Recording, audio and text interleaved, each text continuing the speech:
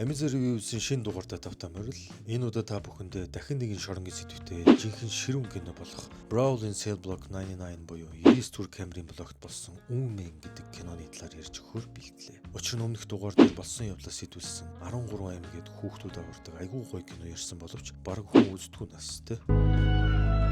Тэгэхээр нэр нь гимт хэрэг шоронгийн сэдвтэй киноваар занималтай гэж бодлоо гэхгүй юу. За доосыг дууссан. Нүд хэлтэм зүйлс их гардаг болохоор зарим хэсгийг нь жирзүүлсэн байгаа шүү guys. За ингээд гэр бүлээ хамгаалахын төлөө там руу алхаж орсон нэгэн 90 түүхийг хамтдаа сонирхцгаая. Лайк болон subscribe бити мартаарай манайхаа. Гол дүрийн маань нэрийг Брэдли гэдэг бөгөөд залуудаа боксер нэлээд гайгүй амжилттай үздэг байсан ч одоо механикчаар буюу машин засварчин хийж амьдралаа залгуулдаг нэгэн болжээ. Эх оронч үзэлтэй, шулуун шударга зантай ч түүний амьдрал тэмч дардан биш билээ. Нэг өдөр үйлчлүүлэгчийн эвдэрсэн машиныг ачаад ажил руугаа авчиртал дарган түүнд нэг юм хэлэх гээд байгаа болтой. Тэгснэ миний өрөөнд ороод ир ярихан байна гэдэг. Брэдли ч би оффист ажилладаг хүн биш ш. Энд шууд хэлчих гээд манер угаасаа асуудлыг тойруулж шууд ярьдаг хүн гэдэг нь эндээс харагдана. Яасын намайг ажлаас салж байгаа мó гэж асуухад дарга нь тийм гэж хариулна. Улс орон эдийн засаг муу байгааны нэтэргээ тайлбарлаж өгөхөд Брэдли заа цагаа шууд өөрийнхөө бүх зүйлээ аваад сэтгэлээр унан гэрийн зүг яв. Гэрийнхэн гадаа ирэхэд эхнэр Лорен машиндаа суучихсан хүзүүгөө оролдоод бас утсаар их сандарсан байдалтай ярьж авахыг хардаг. Нөхцөл байдал нэг л биш байгаа санагдсан Брэдли түүн дээр очиход Лорен түүнийг харчаас сандарч твдээ чи чинь яагаад ийм эрт ирчүү гэтэл би дүнгээсээ ажлаасаа халагдчихлаа гэснээр эхнэрийнхээ хүзүүн шимүүлсэн байгааг харав. Тэгээ өөрөө барьж ятан утсаа өгчийгээ дуудлагыг шалгахтал эхнэр нь би өөр хүнтэй уулзж байгаа талаараа үнэнгээ хэлв. Галзууртлаа уурлсан Брэдли эхнэрээ гэртээ ор гिचгээд машиныг нь нүцгэн гараараа бараг сүйтгэж орхино. Хуучин боксч байсан. Дээр нь механикч хүний хүч гэж энэ л бахта борхон минь гэж. Мэнэр тайвшраад гэртээ ороод эхнэртэйгээ ивэр ярих гэж оролдов. Хэдэн жилийн өмнө гидсэнд хүүхдээ алдсан байсан бөгөөд энэ явдал хоёуланд нь хүн цохол болсон байлаа. Түүнээс хойш тэд бие биенээс аажмар хөндөрч бараг ойртгоо болсон байв. Лорен Брэдлиг бас өөрийг нь хуурч байгаа гэж боддог байсан гэхэд Брэдли үнэн эрэхтэй гэр бүлээ тэжээхийн тулд илүү цагаар сунаж ажиллаж исэн үнэн гэдгээ хэлв. Эцэст нь өнгөрснөө ардаа орхиод шинээр эхлэе. Мөн дахин хүүхэдтэй болохыг хүсэж байгаа талаар нөхөр нь хэлдэг. Хэдийгээр ширүүн харагдаж байгаа боловч гөөм ууж хүн байгаа юм шүү те. Гэхдээ бодит байдал тэдний хувьд хүүхэдтэй болоход хатуу байлаа. Лорен бараг ажилгүй. Брэдли бүр ажлаасаа халагдсан учраас Брэдли хуучны найз Гилтэй холбогдож түр хугацаанд Харт аймагны ажилд нь оролцох тухайга хэлэхэд эхнэр нь чи ахиж тэр ажлыг нь хийхгүй гэсэн бистэй гэхэд Брэдли ингээд хоёулаа адилхан амлалтаа зөрчилчлөө те. Тийм чин түр зуурл энийг хийнэ гэж тайлбарлан тэд хоорондоо тохиролцов. 18 сар өнгөрч Брэдли Харт аймагны ертөнцид хүргэлт хийдэг хүн болсон байв. Олон жилийн өмнө энэ ажлыг хийж байсан манай хүн үнэнд шударга зантай тул танил талын олон үйлчлүүлэгч нар түүнтэй хамтарч ажилладаг байв. Тэр өдөр хүргэлтээ амжилтаа дуусгаад гэртээ иртэл яа үүдэнд нь 2 машинтай болцсон. Нөгөө умбур гэрээ сайжруулаад бараг том арш шиг байшин түүний ухтаж байх жишээтэй. Гэртээ ороод галтгооны өрөөндөө ортол Лорен хоол хийж байхыг хараад чи хутганд хамаагүй хурж болохгүй шүү дээ. Өөрийгөө гимтэлээ энэ төргээд хэлж байгааг нь харахад манай хоёрын харилцаа ч өмнөхөөсөө хайгүй дээр болсон болтой. Тэр бүхэл Лорен бүр жирэмсэн болжээ. Тэгээ юу болох нь вэ эн чин багчууд сугаас өлөөрэй гэх Брэдли Брэдлигийн утас дуурав. Гил яаралтай манай төрөө тэр уулзах хэрэгтэй байна гэж түүнд хэлжээ. Ингээд манай хүн боссхийн гэр рүү явлаа. Боссхийн гэрт яваад ортол түүнээс нэгрүүдтэй 8 ойрд гайгүй байна шүү те гэснэ. Ер нь нэгэр гэж хэлж болох илүү эсвэл нэга гэхэд зүгээр үлээ гэж асуухад манай хүн ер нь чи бит хоёр шиг арьсдаг хүн наад үгийг чинь хамаагүй хэлж болохгүй хаа гэж хариулв. Энэ байдлаас нь дүгнэхэд манай хүн хэдийгээр их оронж үзэлтэй ч гэсэн бас хүний эрхийн мэдрэмжтэй хүн гэдгийг харуулдаг. Ингээд босс Гилийн гэрт шинэ нийлүүлэгчд орж ирв. Тэр бол Мексикийн Харт аймагны хурган төлөөлөгч Элиазар гэдэг нөхөр байлаа. Элиазар өөрийн итгэлт 2 хүн болох Роман, Педро нарыг дагуулж ирээд тэднийг Брэдли танилцуулаад та нар хамт нэг ажиллагаа хийнэ гэхэд Брэдли тэр дээр Роман гих болоо битээ залууг нь хараад наад чинь угаасаа сордог нөхөр юм шүү. Би ийм хүнтэй хамтарч ажиллахгүй гэхэд нөгөө хідэн дургуцав. Гэвч түүний босс Гил шин түншлэл тэдний ажилд маш чухал гэдгийг тайлбарлаж Брэдлиг зөвшөөрүүлэхийг оролдоно. Эцэст нь Брэдли зөвшөөрөх боловч 3 сарын амралт авч хөл бөмбөгийн дэлхийн аварга үзмээр байна гэж болцол тавьснаар Гил түүний саналыг зөвшөөрөв. Гиснес нэр манай Funky Tiger дэлгүүрт хөл бөмбөгийн дэлхийн аварга зориулсан. Томхон улсуудын шинэ жерсинууд том боломжийн үнээр худалдаалж байгаа шүү залуусаа. Дэлхийн аваргын үеэр дэмждэг багийнхаа жерсиг өмсөг тоглолтоо үзэх. Эсвэл гадаа гудамжаар ч гэсэн жерсиг өмсөд явах ч бас гоё мэдрэмжлтэй те. Өөр бас зөндөө олон зуны шинэ бараанууд манай дэлгүүрт ирсэн байгаа шүү guys. Манай хаяг 13 дугаар хорлолын Централ молын 2 давхарт, мөн хурд хорлолын зүүн талын Тара центрийн 2 давхарт тус ажиллаж байна. Саяны Брэдли явж дэлхийн аварга үзнэ гэдэг рекламны пауз байсан шүү guys. Тэгээд энэ ажиллагааг манай хүн өөрөө удирдах бөгөөд миний тушаалаар л явна шүү гэдгийг сануулж нөгөө хэд нь ч түүний саналыг зөвшөөрөв. Ажиллагааны шөнө болж Мэнер нөгөө хоёрыг дагуулад босс Гилийн завь руу явж очив. Брэдли завийг унаад тэд хамтдаа далаар гарч ачаа бага хэсгийг хайж олон очлоо. Тэгээд далайн гүнээс сайрсагтай хар тамхиг авах ажиллагааг эхлүүлв. Педро гихч жижиг биетэй нөхөр нь ус руу шумбан далайн ёроолоос хар тамхины ачааг гаргаж ирэв. Бүрэн бүтэн байдлыг шалгачаад тэд буцаад ирэхт хүрч ирэв. Тэгээд цүнхтэй хар тамхиудаа барьчихсан явж байхдаа Брэдли ямар нэгэн зүйл хэвийн биш байгааг мэдрэв. Тэр шууд л цүнхээ ус руу шийдчихв. Тэгээд яг одоо усан цүнхнүүдээ хайцгаа. Дараа ирж авъя гэхэд түүнд буу тулхан цохиж аваад цааш явчихав. Яг энэ үед нь цагдаа нар гарч ирснээр буудалцаан эхэлнэ. Нөгөө эр чинь шууд цагдаа нар руу автомат буугаараа шүршив. Бас шийд суулгаач нар байгаа юм шүү. Брэдли зүхтах боломж байсан ч цагдаа нарын тусламж дуудаж байгааг сонсоод орхиж авахыг хүссэнгүй. Арай дэндүү их оромж гэмт хэрэгтэй байгаа юм шүү. Манай хүн араас нь явж очиод Педрог бууттал Рамон түүний араас шүршин. Уснаас гарч ирээд Брэдли Рамоныг буутаад нам зөхөж унав. Тэгээд эцэст нь цагдаа нарт Брэдли өөрөө бууж өгч баривчлагдав. Байцаалтын үеэр мөрдөгч түүний эрлэхийг үйллийг магтдаг. Хэрвээ Брэдли туслаагүй бол олон цагдаа амиа алдах байсан гэдгийг нь түүнд хэлнэ. Гэвч энэ түүний ял хөнгөрнө гэсэн үг биш байлаа. Мөрдөгч түүнийг өөртөө хамтарч ажиллахыг санал болгон дээрээ байгаа хүмүүсийн нэрсийг хэлхийг ятгана. Тэр бүхэл удахгүй төрөх охиныг нь хүртэл түүнд сануулдаг. Гэвч Брэдли хин нэгнийг матаж асуудал тарихаас татгалзав. Тэр юу ийснээ маш сайн мэдэж байсан тул хийсэн хэргийнхээ хариуцлагаа өөрөө хүлээнэ гэдгийг хэлв. Цагдаа түүнд чи 4-5 жил хоригдно. Чи итгэлтэй байна уу гэхэд би шийдсэн гэж Брэдли хариулв. Тэгээд их нэртэйгээ уулзаад чи шүүхтээр ирэх хэрэггүй. Би хэрэгээ хүлээхэр шийдсэн. 4-5 жил болоод гараад ирнэ. Тэгээд хүүхдтэй би өөрөө тайлбарлаад хэлнэ. Том болох үедээ энийг ойлгох байхаа гэхэд ихнэр нь би чамайг үнчээр хүлээх болно. Би дахиж тийм алдаа гарахгүй гэж амлдаг. За ингээ Брэдли хамгийн ихдээ 4-5 жилийн ялаа унна гэж бодож шүүх рүү очтол шүүгч түн 7 жилийн хорхил оноохон тэр. Тэр цагдаа нарт тусалсан ч ямар ч ялын хөнгөлөлт авч чадсангүй. Брэдли энэ шийдвэрт нэлээд цочирдож байгаа харагдав. Ингээд тэрээр хөргөх чимээн нэрлэгддэг дунд цэргийн дэглэмтэй шорон руу ачигдав. Шинэ хоригдлуудын бүртгэлийн үеэр харгалзагч түүнийг хормын бүгжийг авахыг шаардахад Брэдли дурамчхан байдалтай өгөхдөө саамсаргүйгээр цонхойг нь чанга ачхав.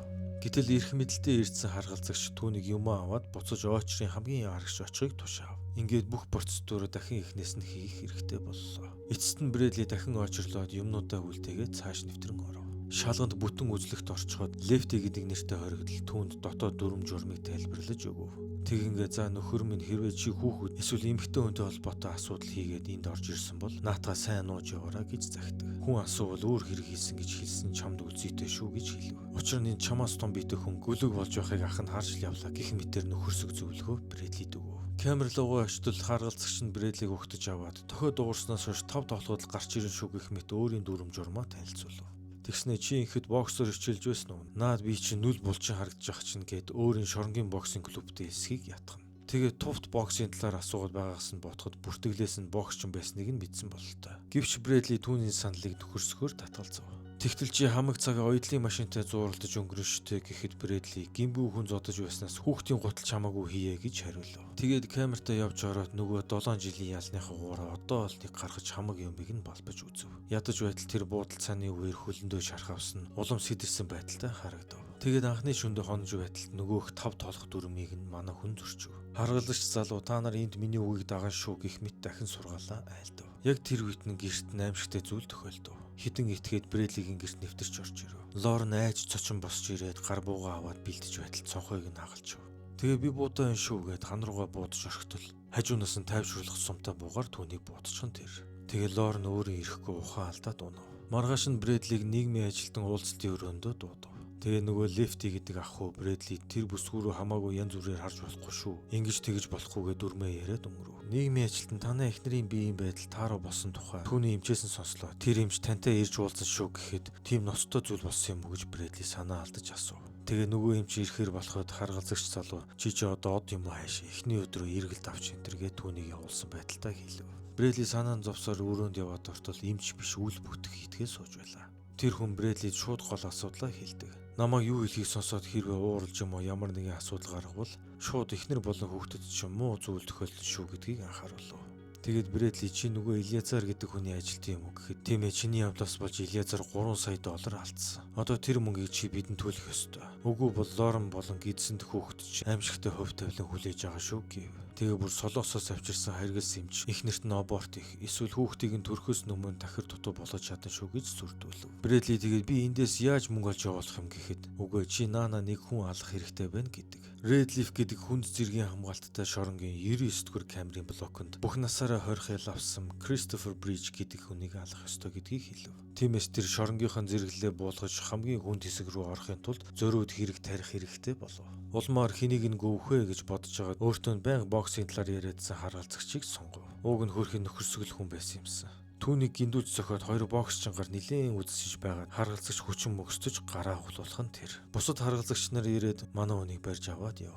Гэвч энэ нь хангалтгүй байв. Түүнийг Red Leaf биш өөр дэглэмтэй хэсэг рүү шилжүүлэхээр босныг сонслоо. Тиймээс Bradley дахин үүмэн гаргаж шоронгийн хуйгуудтай зодтолдов. Боксчин хүн юм болохоор баруун зүнг үзэж байгаад яалтчгүй тогон цохиулаад унав. Эцэст нь түүний хүссэн газар нь буюу Red Leaf гэдэг хүн дэглэмтэй шорон руу шилжүүлдэг. Red Leaf бол бараг л тамтай адил газар гэдэг байлаа. Тэр шоронгийн захирагч нь анханасаа л хоригдлуудыг хүн гэж үздэггүй нэгэн билээ. Тэрээр Bradley-г хараад энэ нөгөө харгалзагч нарыг зодох дуртай нөхөр мөн үү? Хэдийг зодсон энэ төр гэж асуув. Тэгээд Bradley очиж чамд юрда ганц цагийн нарлагааны хугацаа байгаа. Хэрвээ асуудал тавьвал тэр нарлагаач байхгүй болно шүү гэж сануулв. Тэгээд энд байгаа манайхан бол саяны шоронгоос ч шал өөр.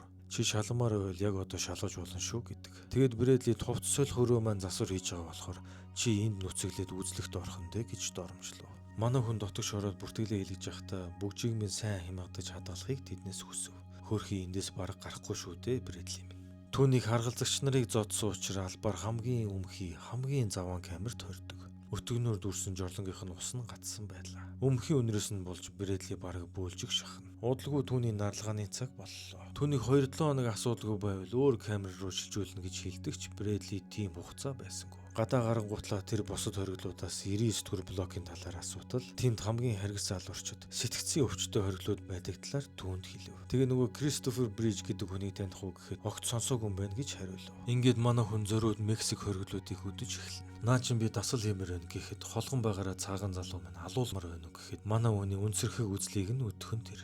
Бүр эн чин галзуу юм биш үү гэхэд тийм ээ би жинхэнэ галзуу хүн байна гэж зодон эхлүүлнэ. Угаасаа хүн жингийн боксчин байсан болохоор шоронгийн хүнд гарууд өөрт нь юм болохгүй нам цохиулж байлаа. Бүр нэгнийх нь нуруу ууцыг нь хугалж энтер амар нас. Удалгүй хамаалагчид ирж түүнийг гавлах гэтэл Bradley нэг мөсөн баталгаатай нэргээд нэгийг нь цохиж унгаагаад нөгөөгийнх нь гарын хугалтал ардаас нь шоронгийн захирагч буу тулгаад толгоонд нь уу туглан түүнийг эцэст нь 99 дэх блок руу аваачихар болов. Газар доорх нууц байгууламж шиг яргалж тамалдаг өрөө энтертэй тамийн газар байлаа. Манай хүнд цахилгаан зөвхөртөө бүс биеэр нь зүүж өгөө. Захирагч дүрмийг тайлбарлахдаа чамайг дүрм зөрчих бүрт чинь би цахилгаанаар зохиолно шүү гэж анхааруулв. Өөрөөр хэлбэл хүссэн үедээ тэд түүнийг цахилгаанаар шарах боломжтой гэсэн үг. Тэр үед барьцаалагдсан байсан эхнэрийнхэн зургийг нөгөө садист царайтай өвгөн авч байв. Камерт орсон Bradley дахин нөгөө Christopher Bridge-ийг нэрийг дуудтал хөрш хоригдол нь энд тийм хүн байхгүй. Ер нь байгаач хүү, сонсооч хүн. Тэр үед Bradley бүх зүйл буруу байгааг ойлгож эхэлнэ. Мань хүнийг арай урханд оруулчих яв гэж боддог. Удалгүй нөгөө гараа хугалуулдаг хамгаалагч түүнийг ширэн гаргаж ирээд тоогоор зохиулж манай үнээс хариугаа авч байгаа бололтой. Тэгээ чамтай хэдэн хүн уулзах хүсэл тавьсан гэд түүнийг дагуулад яв. Гэтэл нөгөө картелийн Элиазар гэдэг нөхөр тэнд сууж ахын тэр. Түүний туслахуйтай хамт энэ бас хорьсон байсан юм билээ. Мань ирдгсэн чи оох дайсан шинжгүй шууд үүсэх гээд очтол дахиад л тогон цохиулв. Тэгээд та нар наатаха өнөөдөр л аваалж болохгүй шүү. Захирагч намайг шийтгэн шүү гэж сануулв. Элиазар бүх алдсан мөнгө болон өөрийн хүргэн дүү Педрогийн үхэлд Bradley-г буруутгаж байгаагаа хэлв. Тэгээд эхнэрийнхэн зургийг үзүүлээд чи бидэнд хүрэх юм бол эхнэр чинь аборт хийн шүү гэж сүрдүүлээд түүнийг нийлж яваа зодхон тэр. Bradley ухаан ороход дахиад л түүнийг тоогоор зөхөв. Тэгээд тэр хоолоо идэх зураа хажуугийн камерны хоригдолтой тав өгсөлж байхдаа гинт нэг зүйлийг сэтгэлээ. Гутлынхаа боловчийг салгаж бүснийхээ ард байрлах цахилгаан гүйтэлтэй хэсгийг хамгаалт болгож ашиглав. Маргааш нь хамгаалагч түүнийг дахин гаргаж ирэхэд Bradley жүжиглэж өвдөж байгаа дүр үзүүлнэ. Тэднийг анхаарлаа суулруулах мөчөд гинт таарч зэвсгийг нь булааж авав. Манай хүн яг л жоох хүүхдүүд зодж байгаа юм шиг тэр хоёрын тоосыг гов. Дэлжсэн жижигхэн хамгаалагч нь түүн толгоогоо авчуулаад амиа алдаж харин нөгөөх нь манай хүн өөрхөн камерт оруулаад төгжиж орхив. Дараа нь Bradley Элиазарын байгаа хэсэг рүү явж очиод бүрслий юм аашаа. Аз залуутай хэсэг цохилцоод яалтчгүй хүн жингийн боксч нөхөр юм болохоор нам шааж унгаагаад нүрийг нь шалан дүрж толгой дээр нь дэвсв. Тэгтэл Элиазар цалингийн чинь нуглын наатаха ал гэхэд нөгөө хоёр айсан байдалтай түүн рүү дайраад дахиад л нэг нэгээрээ үзэж байгаа түүнд хусуулаад бүр нүдээ сохлуулаад унав. Элизар энэ үед өөрийн туслах руу уцтаж 10 минутын дотор би эргэж холбогдохгүй бол мис заслаа эхлүүл гэж тушаав. Брэдли нөгөө Роман гих булээ нөхрийг мөн эдэл гүвж өгөөд бүр гавлыг нь бяцартал дэвсэж энэ бас солиотой хөр юм а. Тэгээ яах чаргагүй болсон Элизар чи надад хүрэх юм бол тэд ихнэр хүүхдийг чи алан шүүгээд манер тэгвэл өөр араар үзэл та гэд хөлийг нь хуглаад өөрийнхөө камер руу чирээд яв. Элизар ихэндээ таталцсан ч Брэдли түүнийг шоронгийн хамгийн амжигтай хориглуудын камер чирч оруулаад чамаа хүчиндүүлэн шүү гэхэд Элизар шууд бууж өгөх нь тэр. Тэгээ Брэдли түүнд ихнэрийг нь өөрийн босс болох Гилийн гэрт хүргэж өг гэж тушаав. Тэгээ нөгөө эдийг камертаа оруулаад захирагчийг ирэхийг хүлээж илаа. Захирагч ирэхэд над руу дайрах юм уу газ энтер шийдвэл би өрөөлөгөө ороод хүний чинь алчхан шүү. Би ганц дуудлага ирэхийг л хүлээж байна. Утсаар яаж дуусаад надад 1 минут л өгчих гэж тохирдог. Элизарын хүмүүс Лореныг хүргэж өгөх гээд Гилийн гэр рүү явж байлаа. Эренгүүтлээ Гилийг ойртол буудан шүү гэж байгаад Лореныг сууллаад гарав. Тэгээ машинтайгаа ухарч иртэл гинт Гил нуусан байсан бууга гаргаж аваад түүнийг буудаж хөнөв. Лорен түүнээс бууга шүүрч аваад зугтж исэн эмчийг нь буудаж алав. Ингэснээр Брэдлигийн гэр бүл аюулаас бүрэн гарч чадлаа. Удалгүй Гил Брэдли рүү уцтаж бүх зүйл дуссан. Тэр аюулгүй боллоо гэж хэлнэ. Тэгээд Лорен дуцыг өгч Лорен нөхөртөөгөө ярилцав. Наа чи юу болоод байгаа юм бэ? Зүгээр үү гэхэд зүгээрээ охинтой хоёр харин сайн бизтэй. Гэтэл ихнэр нь босон зүйлсээ яриад гидсэнтэх охинтойгоо ярих уу гэхэд манай хүн охиноо эрүүл сар бол ухаалаг хүн болоосоо гэж юрав. Тэгэхэд ихнэр нь сая охин чи хөдөлж ийн гэхэд амьдралдаа анх удаа шахуу нүлэмсээ барьж чадахгүй байгаа нь харагдана. Цаг бага үлдсэнийг мэдж байгаа Брэдли гэр бүлээ аюулгүй болсныг мэдснээр санаа амарч хайртай шүү гэж хэлээд уцаа таслав. Захирагч одоо босноо гэхэд надад амсан 1 минут ч байгаа шүүгээд камер руу явж ороод Элизарын толгойг нь жорлонд хийж ягаад дээрээс нь дивсэн аимшигтайгаар хөнөв. Хугацаа дуусмаж харгалзагчид камерт дайран ороод Брэдлиг олон тав үгүйгээр шууд буудан хөнөв. Тэр их оронч зөрүүд зарчимч хүн байсан бөгөөд амьдралдаа олон буруу сонголт хийсэн ч эцсийн мөрч хүртлээ гэр бүлийн хамгаалахын төлөө тэмцсээр дуусваа гэж. Муу үйл үргэлж муу үр дагавар дагуулдаг гэдгийн адил түүний амьдрал сайнаар төгссөнгүүтэй хөөрхий. За ингээ манайхан Amazon энэ удаад 2017 онд гарсан Brawl in Cell Block 99 киноны талаар ярьлаа. Найруулагчаар иймэрхүү хэрцгий шийдэлтэй кинонууд хийдгээрээ танигдаад байгаа Craig Zahler зохиолыг бичиж найруулсан байгаа. Мөн гол дүрд нь комеди киногоор алдартай жүжигчин Vince Vaughn ажилласан билээ. Ихэнх хүмүүс түүнийг Enigma киноны жүжигчин гэдгээр нь мэддэг ч энэ кинон дээр харин эсэргээр ширүүн хүний дүрийг тун чадварлаг бүтээсний анхандаа хүмүүс эргэлзэж байсан ч кино үзсний дараа харин түүний хамгийн сайн тоглолт байна гэж олон кино шүүмжлэгч нар дүгнсэн билээ. Ер нь энэ кино надад Тарантиногийн кинонуудыг санагдуулмаар хийцлүүд байгаа харагдсан. Ялангуяа тэрний хөгшөлтөө юм шиг сонирхолтой харилцан яриад яалав. Мөн цус нүжээр дүүрэн харгас хэрцгий тулаанууд гээд яг л Тарантиногийн кино мэдрэмж төрүүлж байлаа. Магадгүй найруулагч нь Тарантиногийн фэн байхыг ч үгүйсэхгүй. Үнийг хэлэхэд зарим үзэгдлийг нь яалчгүй бүр сийлгэж жирэлзүүлэхгүй бол шууд блок авах хэмжээний нүд хэлтрэм үзэгдлүүдтэй тулаантай эсвүүд олонтоо харагдчихлаа. Нэг хачиргалтай эффект нэг сонио. Албаар 70-аад оны кино мэт санагдуулам бүр улаан цай манекен тавьчихсан ч багш. CGI эсвэл янз бүрийн эффект хийх мөнгөгүй байна гэж байхгүй л дээ. Тэр лав зориуд манекенууд тавьсан байх гэж би бодсон. Киноноос өгч байгаа мессеж нь ерөөхдөө гэр бүл үнэнч байдал. Өөрийн үйлдэлийнхээ хариуцлагыг шударгаар өөрөх тухай нилээд бараа өнгө сарын таруулдаг. Брэдли бол төгс хүн биш, маш олон буруу сонголт хийсэн. Гэхдээ нэгэнт хийсэн сонголтынхаа үр дагаврыг бусдад тохолгүйгээр өөрөө үүрч гэр бүлийн хамгаалахын төлөө эцсийн хүртэл тэмцэж байгаа нь тус дүрийг илүү хүчтэй болгосон. Том студийн блокбастер кино биш болохоор олон хүний анхааралд өртөг өнгөрсөн юм билээ. Мөн 17 оны хавцаа Netflix дэлхийд даяар бүүн болж эхэлж исэн үед киногоо 100 тонны театруудаар гаргасан. Удалгүй театруудаас болоод зөвхөн кассет, DVD-гээр л борлуулж байсан юм билээ. Кино төсөв ашиг орлогыг нь сонсвол бүр ухаан алдмаар хэмжээний алдагдалд орсон. 4 сая доллараар бүтэж 80 мянган долларч хүрэхгүй ашиг орлого зуулуулсан юм билээ. Гэхдээ энэгээр энэ кино бол муу кино болсон гэсэн үг огт биш. Зүгээр л олигтой маркетинг хийлгүү, буруу үедээ, буруу тактикаар нээлттэй хийсэн байна л гэж бодогдсон. Би л энэ киног дутуу үнэлэгдсэн сайн кинонуудын нэг вэ гэж хувьдаад өгсөн. Угаасаа кино сайтуудын үнэлгээг нь харахад тун дагуу кино болсныг нь хэлдэг. За ингээд энэ удаагийн дугаар үгээр өндөрлөж байна. Манайхан суугаад дэмжиж лайк болон subscribe дарахаа бүү мартаарай. Дараагийн дугаараар өөр нэгэн сонирхолтой киноны талаар ярилцах хүртлээр түр баяртай.